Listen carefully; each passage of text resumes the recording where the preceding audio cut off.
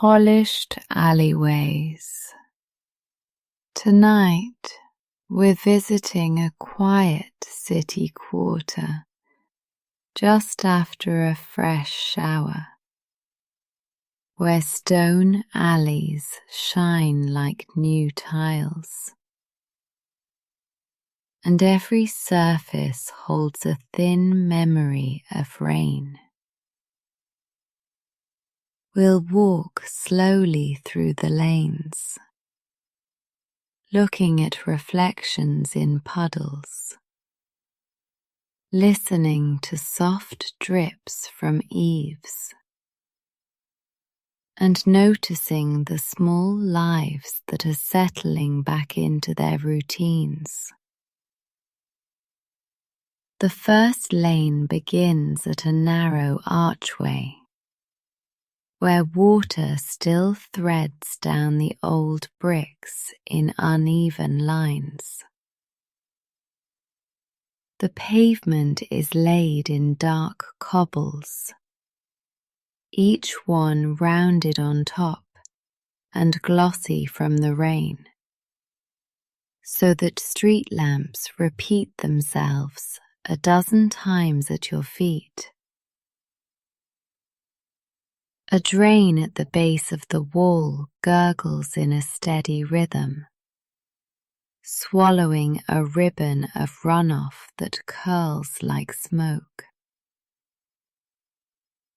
A metal door is painted a deep green and shows scratches where deliveries have clipped the edge. The smell here is clean stone mixed with wet leaves, with a faint trace of soap from somewhere above. The signs of the small shops are low and practical. A barber pole with its red and white spiral, a paper lantern,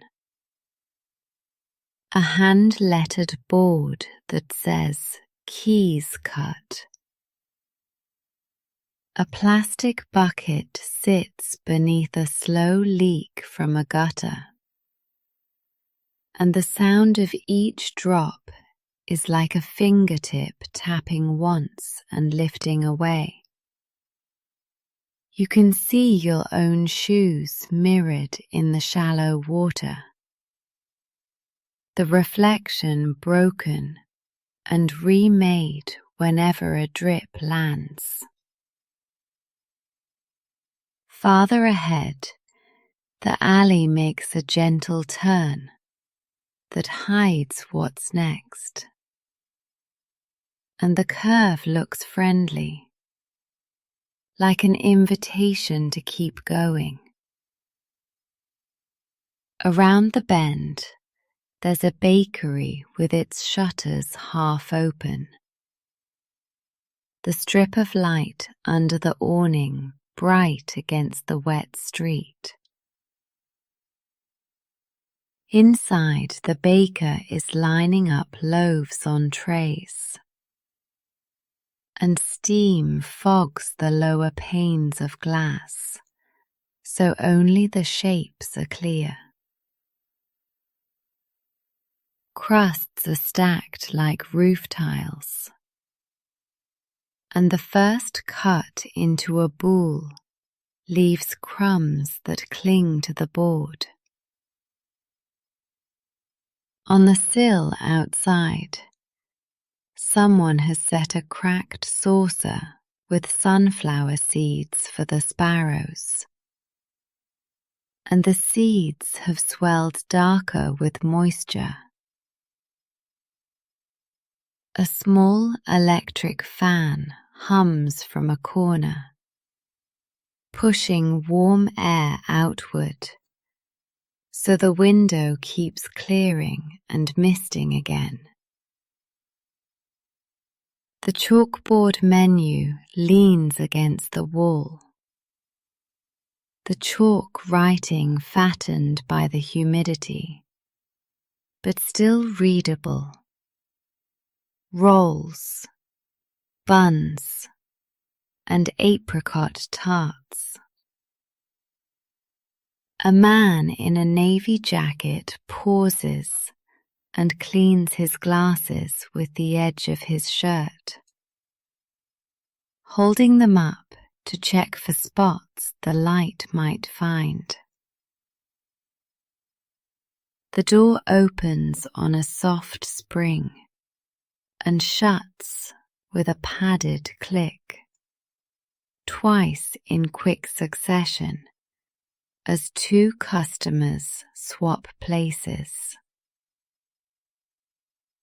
The smell that escapes is butter, flour, and the faint scorch of baked sugar.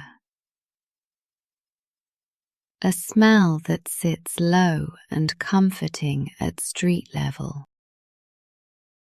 Next door, a scooter repair shop has rolled up its metal curtain and propped it with a stick whose rubber tip leaves a dark ring on the wet floor. The mechanic in a grey cap is wiping a bench dry, pulling the cloth straight with both hands so the water goes in one pass. He checks each scooter by feel,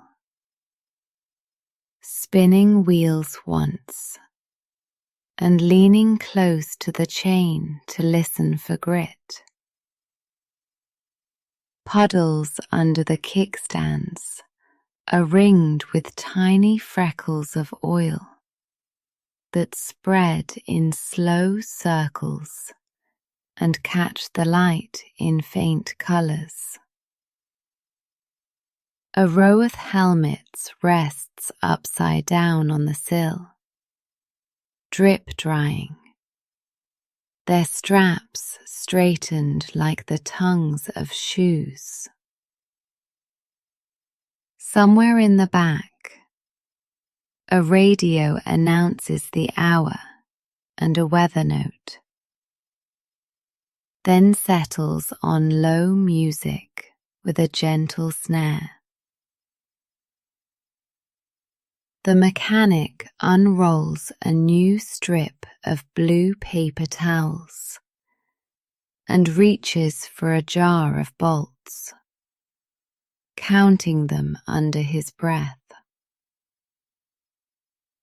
A boy walks past with a plastic bag of groceries, stops to watch one wheel spin, and nods in approval, as if the scooter has passed a test. The mechanic gives him a grin and points the wheel at the door, letting a bead of water fly and burst harmlessly on the threshold. A cat with a patchy tail appears from under a parked cart and takes a cautious step into a mirror of sky that lies across the cobbles.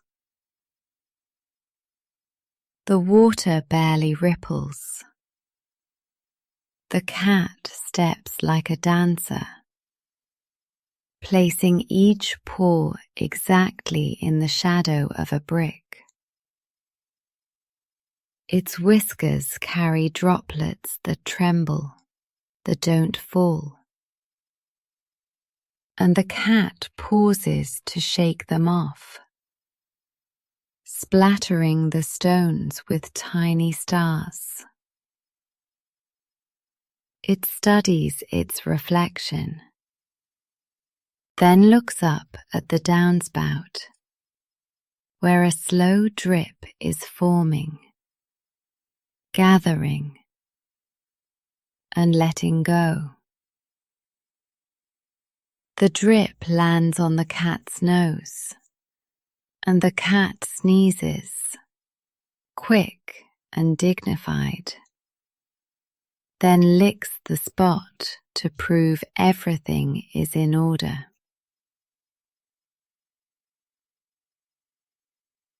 A woman at an upstairs window laughs once, not loud,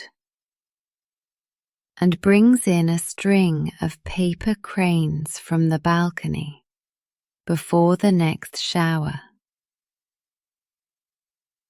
The cat decides the alley smells interesting enough to continue and threads itself along a wall painted the colour of wet clay.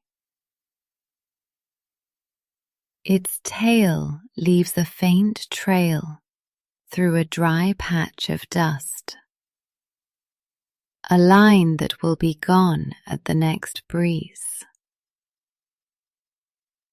A bicycle bell rings somewhere beyond the turn, and the cat pauses, like a leaf stopping mid-float, then slips into the space between two bins and vanishes. The buildings lift close above you, balconies almost touching, and a web of lines crosses from side to side. Potted geraniums collect along the sills, each leaf shiny, each red blossom weighted with beads that will fall if you blow lightly. An elderly man in a sweater the colour of oatmeal leans out with a squeegee and draws one clean stripe down his window, then another, making the glass bright. He drapes a towel over the rail and clips it with two blue pins, checking that the corners are even. A floor above him, a younger woman snaps a photo of the alley with her phone, testing angles in portrait and landscape, then smiles at a picture that shows two puddles joining like puzzle pieces. The elevator in the corner building announces itself with a soft buzz and a light that moves from 3 to 2, then to ground. And the door sighs open somewhere out of sight. A pair of umbrellas, still tied, lean at the entrance like spears from a friendly army. A thin plastic strip hangs in the doorway of a convenience shop, and the lingering raindrops tap it as they slide from the awning. The signboard here displays batteries, tea, string, and stamps in a tidy grid of letters that look newly chalked. At the intersection of 4 lanes, there's a little square that is hardly wider than 2 vans parked side by side. The middle is paved with flat stones, lighter than the surrounding cobbles, and rain has filled the shallow dips, so each stone holds its own small lake. A delivery worker stops and adjusts the straps of a parcel on his back, then presses both palms to his lower spine and stretches, looking at the sky. In the corner, a woman sells steamed buns from a stainless steel cart, and the lid sends up slow clouds that fog the glass canopy above. People take turns stepping close, lifting the lid just enough to let the smell escape. Sweet and savoury and soft. A boy tries to spin a bun in his paper boat, watches it bump one edge and stop, and he laughs without words. A chalk circle marks the spot a street musician claims in dry weather. Today there's no music, only the quiet after rain sounds. The drain here is clear, and the square water swirls into it with bits of leaf and a pencil stub that turns and disappears. Pigeons work their way across the open space, their necks flashing metal blue in the light, their feet making little skids on the stones. Beyond the square is a stair passage that lifts between buildings and climbs to a terrace. The steps are shallow and wide, with a stripe of moss where the railing posts meet the edges. A handrail of polished wood runs up the left side, and it's damp to the touch, smooth and cool with use. You can smell laundry soap stronger up here, and somewhere a dryer thumps a steady beat, the sound padded by walls and plants. Mailboxes in a row have small flags painted different colours, so the letters find the right name: red, yellow, blue, white. A woman in slippers sweeps water off the top landing with a straw broom, making long arcs that guide the puddles to the drain. She pauses to pull a leaf from the grating, flicks it to the side, and watches the drain take a deep breath and clear. The passage roof is made of corrugated plastic, and the leftover drops hang in a neat comb and tap one by one. At the top, a low gate stands open, and a black doormat says "Welcome" in letters that have swallowed a little grit.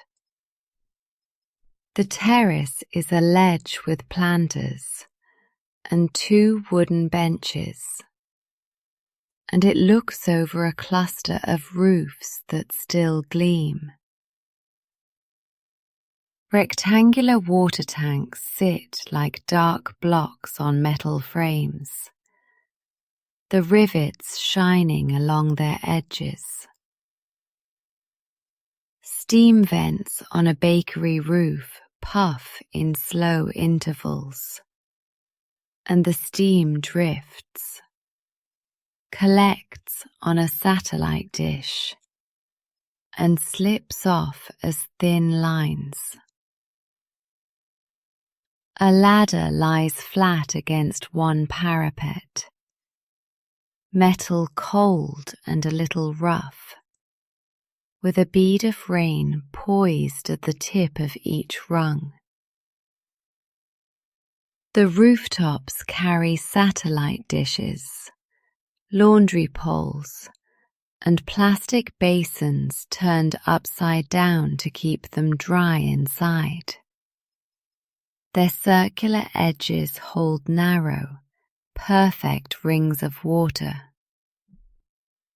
A pair of crows stand on the tallest ridge and call once each, testing the air, then spread their wings and slide quietly to the next building. Someone has left a plastic chair, and the seat holds a shallow pool that shows the sky and the hint of a high window. You can hear the city breathing under the terrace. Distant tires on wet asphalt. A horn far away softened by wet air. The breeze is mild and smells of clean tar, basil from a pot, and a distant coffee grinder. Back at street level, the alleys stitch themselves into a market strip, where metal grates protect fresh goods from the last drizzle. Crates of plums are dark and dimpled, each fruit wearing a pinprick of water that gathers and rolls when touched. A vendor wipes the sign for prices with the flat of his hand and dries his palm on his apron. He separates bruised pieces into a smaller box, not wasting them, and lines the rest into a new square so the striping looks even. Onions the colour of straw are stacked in nets that sag slightly under their own weight, their papery skins peeled by the damp into curls. Fish on a bed of ice look silver and new, their scales ordered neatly like tiled roofs.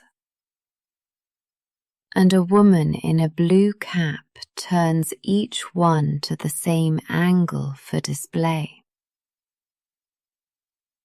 An old radio near the cashier plays a song from decades ago. Soft, with a steady guitar line you can count. The walkway between stalls is a single carpet of reflections, and you watch a fork of pink neon draw itself out and fold as people pass. A child in rubber boots tries to step only in the darker stones, making a game the rain has helped invent. Here, the alley narrows again, and you find yourself between two long walls with recesses for doors. The paint on one wall is the warm colour of baked brick, even though it's plaster, and water darkens it in irregular lines that will fade as it dries. Metal numbers above the mail slots have beaded edges, droplets forming tiny crowns around each digit. A small recessed shelf holds a row of tiny houseplants, all in mismatched cups and jars. And water gathers at the base of each pot, glinting like a ring. A shoe repair shop opens just enough to show a light, and the shape of a man bending over a last, pulling a thread smooth with both hands. He rubs the finished seam with a rounded piece of bone, checking that it lies flat against the leather. Then sets the shoe aside on paper so the sole doesn't mark the bench. The smell of glue sits low in the doorway and doesn't wander, held in by the cool air. A bicycle leans at the wall across from the shop, water dripping from the brake cable and drawing a thin line down the frame's tube. A sparrow lands on the seat, decides it's too slick, and hops to the handlebar, chipping a short call that echoes just once. Another corner opens onto a tiny courtyard that's more like a pocket in the street. A lone tree stands there, supported by two wooden stakes tied with a soft strap, and the bark looks darker and smoother today. Drops run down the strap and fall at the same place every time, leaving a dark coin on the ground. A bench with cast iron sides sits square under the tree, and its slats hold close lines of water that spread when you pass your hand across them. A light inside a stairwell switches on as someone approaches, timed by a motion sensor, and the glow fills a rectangle of glass with a simple, warm square. Two teens share a plastic bag of chestnuts steamed at the corner cart, breaking the skins with their thumbs, passing the warm pieces back and forth without talking much. A grandmother in a quilted coat waits at the door for a moment, eyes the sky, then nods and heads out with a cloth bag, watching her steps so she avoids the slickest spots. The courtyard's drain hosts a single leaf that has plastered itself over the grate, and a gentleman reaches down with his keys to shove it aside so the water runs free. The act takes a second, and the little whirl that forms holds his attention as if he has set a toy spinning. At the end of the next lane, a tram line curves across a broader street, the rails bright like polished wire. A tram glides into view at the far end, its lights soft in the damp air, reflecting along the metal like a drawn line. It stops with an even sigh as the doors slide open, and people step down carefully, planting each foot flat because the platform is slick. A woman in a clear raincoat carries a bag of green onions that point out like little flags, their white ends clean as bone. A conductor leans for a second to wipe the side mirror with the cuff of his sleeve, then checks the platform with a practiced sweep of his eyes. The tram's windows hold a theatre of small scenes. A man with his forehead to the glass, a child pressing a palm to see the market leaves, the student turning a page with damp fingertips. The overhead lines sing a little when the pantograph moves, something between a hum and a thread of whistle, and then the doors close without hurry. The tram departs, smooth, drawing a thin fan of water from the rails, and the droplets leap and settle again like obedient birds. The crossing returns to its quiet, as if the tram had been a wave and the street the beach. Back in the quarter, a narrow tea shop accepts 2 or 3 guests at a time. And tonight the door is ajar. The owner dries the counter with a towel that has been carefully folded into a neat square, patting the wood rather than rubbing it. A kettle on the back ring sends up a steady white plume that ribbons along the shelf of cups before sliding out of sight. Slices of lemon sit in a low bowl and shine as if they have their own little lamps. And a jar of honey holds thin air bubbles that move only if shaken. 2 friends at the window share a plate of sesame biscuits, breaking them neatly so the crumbs stay on the napkin. The glass fogs in a wide oval where their tea sits, then clears when the steam slows. A small cycle you can keep time with.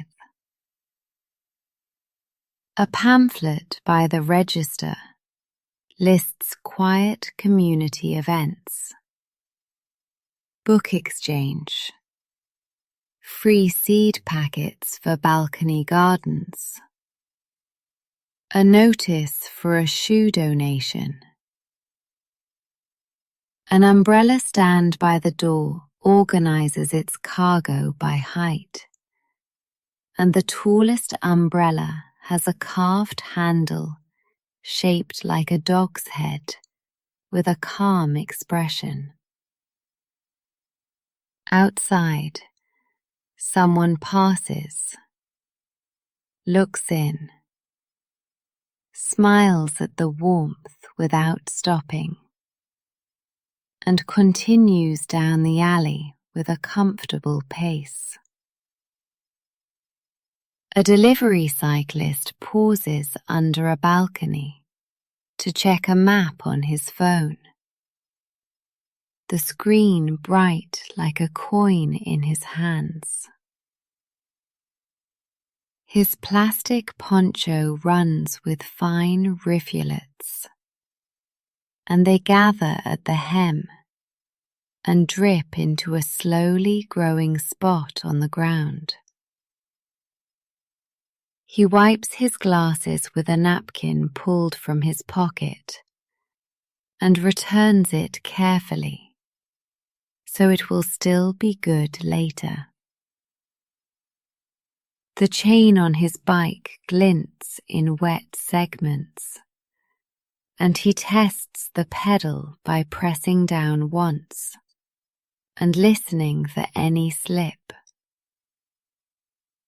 A courier box strapped to the rack clicks softly when he lifts the lid, and he confirms 2 packages are dry under their paper.